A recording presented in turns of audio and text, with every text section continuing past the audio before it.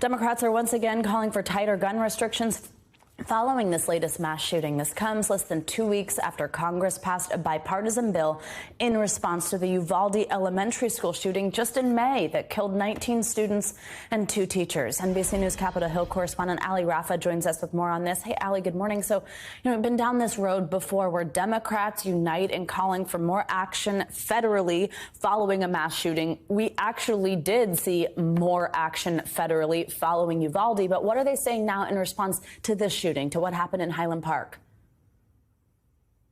Good morning, Savannah. Well, I think first off, it's interesting what Tom said about this still being under investigation, whether these red flag laws, specifically in Illinois, would have possibly prevented this shooter from getting these guns. That's something that is still under investigation, and it's not really clear whether any of the provisions in this bill, as you mentioned, that President Biden signed into law less than 2 weeks ago now, would have prevented this from happening. I think notably the 4 main players in the negotiations, the 2 Republicans and 2 Democratic senators, Murphy, Cornyn, Tillis, and Sinema, were pretty quiet yesterday in reaction to this shooting. But we saw just a swarm of reaction from the majority of Democrats who are renewing their calls for several of the things that they didn't get in this bipartisan gun package, like an all-out assault weapons ban or raising the minimum age to be able to purchase a firearm from 18 to 21.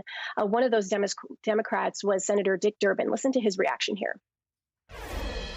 There is no reason for a person to own a military assault weapon. It has no value for hunting or sports or even self-defense. It is a killing machine. And Democrats called even for more action from President Biden, possibly even renewing calls for that 2004 all-out assault weapons ban. You even heard Vice President Kamala Harris speak in Illinois, asking for more change. So it really seems like we're back where we started, despite this historic gun reform, the biggest change in gun reform that we've seen in nearly 30 years. Still calls for action. Savannah. Yeah, Allie, let's talk about the other side here. So we're also hearing from Senate Minority Leader Mitch McConnell, who supported that bipartisan gun bill last month. That's how it got over the line, was the support of Republicans as well. What's his response to this shooting and to these calls for change? Yeah, we heard from Senate Minority Leader Mitch McConnell yesterday back home in Kentucky, and he touted the passing of this bill several times, saying he, quote, thinks this bill that we passed targeted the problem. In particular, he says, in particular, it was school safety and mental health that he says was the reason for the shooting in Illinois. Take a listen to part of his reaction. I think yesterday's shooting is another example of what the problem is.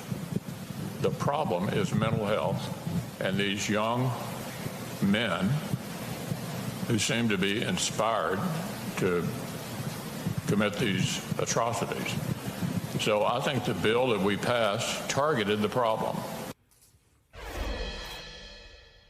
So those are similar arguments and reactions that we heard in the wake of the Uvalde shooting and the Buffalo shooting from Republicans, saying that this is more of a school safety issue. This is more about mental health.